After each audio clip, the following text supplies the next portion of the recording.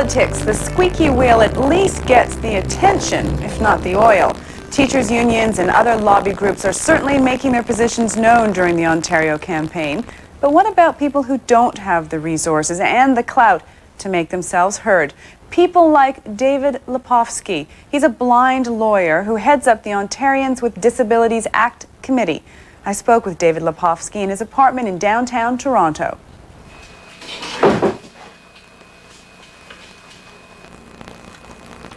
The Harris government would be willing to enact an Ontario with Disabilities Act in the first term of office within the... In 1995, on the 24th of May, a year ago almost to the day, Mike Harris wrote us a letter saying that a Harris government would enact the Ontarians with Disabilities Act in his first term.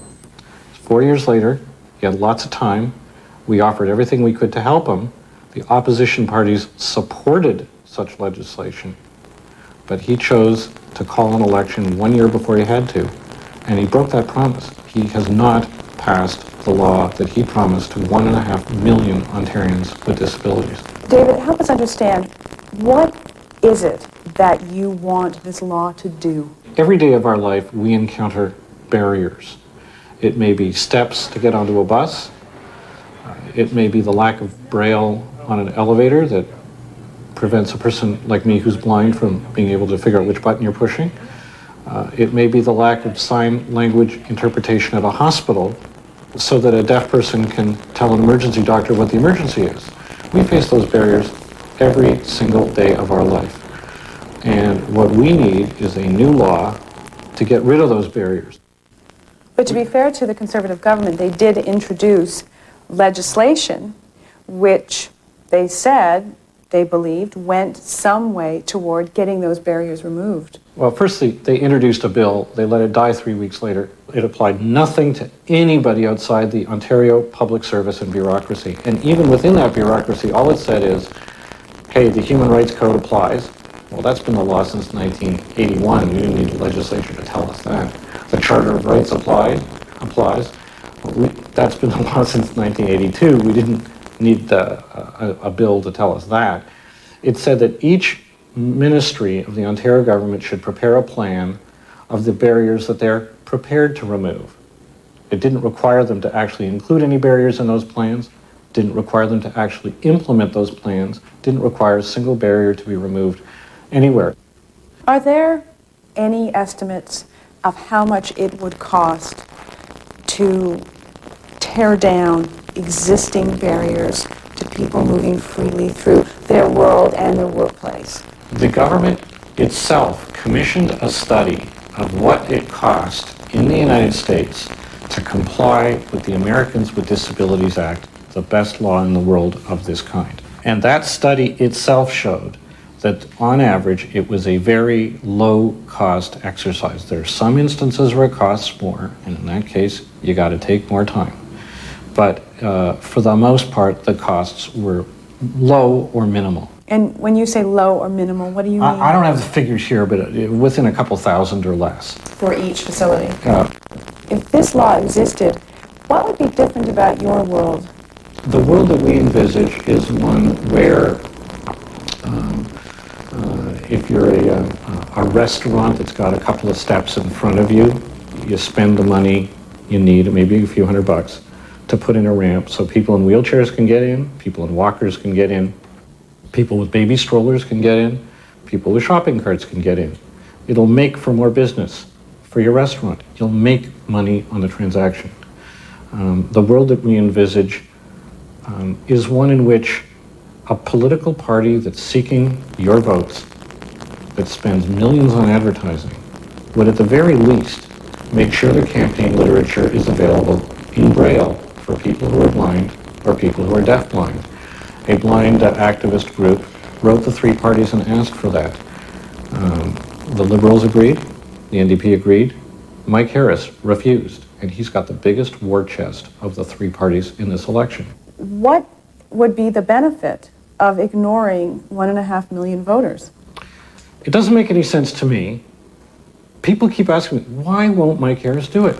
Is it because he's right-wing and this is a left-wing agenda? No, it isn't. Because disability affects everybody of all political stripes. And disability isn't a partisan issue. In fact, the strongest, most effective disability act in the world was proudly signed into law by George Bush. And he's not exactly known to be pro-government regulation of business. He signed it into law proudly, he still boasts of it, and properly should. He made America far more accessible for people with disabilities than Canada is in 1999. Some people, some groups who are upset with the way the Conservative government has been running the province are doing something during this election that's a bit different. They're voting strategically and they're advising their supporters to line up clearly behind that choice. Is that something you're considering? Our role is to do two things. Firstly, we want to get people with disabilities to be able to vote in this election. We want their votes to count. That means we've got to tackle the many barriers that we face just getting to a polling station. Cuts to accessible paratransit from the Harris government's made that harder. Our second objective is to make sure that all voters know the positions and the records of the parties on this issue so they can make an informed choice. Both the Liberals and the NDP have promised that if elected, they will enact the Ontarians with Disabilities Act, and a strong and effective one, not a 3-page empty one. Last fall, your government introduced legislation, the first of its kind in Canada, aimed at breaking down those barriers. The Harris government did, however, say in the throne speech that they plan to do some more consultation with, one presumes, an eye toward reintroducing an Ontario Disabilities Act. Well, that's what they said on the eve of the election, but people have seen that as a disingenuous, mean, and cruel stall tactic. The Harris government had 4 years in office. They didn't do anything on this issue for 3 years. Nothing. Zero. They rammed through record numbers of bills, many of which were not in their last platform. But something they promised to do, they ignored. This is about issues relating to disability in the upcoming election. Would you like to take it another week? Thank you. When groups like teachers or environmentalists or hospital workers are angry with the government, they often use techniques like rallies and protests. When you're dealing with a group of people with disabilities, how do you get them together and out to voice their concerns against the government? Well, we're using a different kind of strategy. The main media has focused only on one way of getting your political message out, and that is having a bunch of protesters at the site where the premier is when he's having one of his staged camera events. Well, frankly, those events are often inaccessible for people with disabilities, and the premier doesn't give out his schedule until the last second, and you can't book paratransit that fast. Our strategy is that we want to get to the voters directly. There are people with disabilities who are leafleting on street corners to let people know about this issue, what it means to them, and the positions of the parties.